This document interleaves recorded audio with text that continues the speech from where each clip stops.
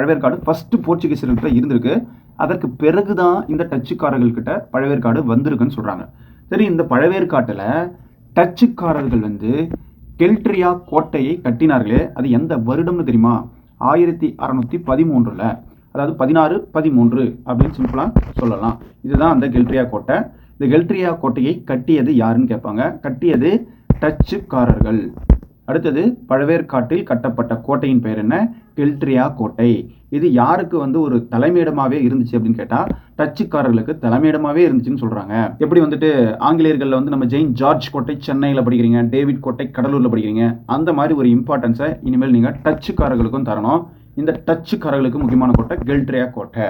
இந்த பழவேற்காடை வந்து புலிக்காட்டுன்னு சொல்லுவாங்க. அதையும் தெரிஞ்சுக்கோங்க. இப்போது வேர்க்காட்டில் இருந்து வைரங்கள் மேற்கத்திய நாடுகளுக்கு ஏற்றுமதி செய்யப்பட்டது. டச்சுக்காரர்கள் அவங்களுடைய கைப்பற்றிய பகுதிகள் எது அப்படின்னு பார்த்தீங்கன்னா, இவங்க நாகப்பட்டினம், தேவனாப்பட்டினம், அது மட்டும் இல்லாமல் புன்னக்காயலும் எடுத்துக்கிட்டாக்க இந்த டச்சுக்காரர்கள் கைப்பற்றி இருக்கிறாங்க. அதே போல் போர்ட்டனோவா சொல்கிறீங்களே, பரங்கிப்பேட்டையை தான் போர்ட்டனோவான்னு சொல்கிறோம். இது எல்லாமே டச்சுக்காரர்களால் கைப்பற்றப்பட்ட பகுதிகள்.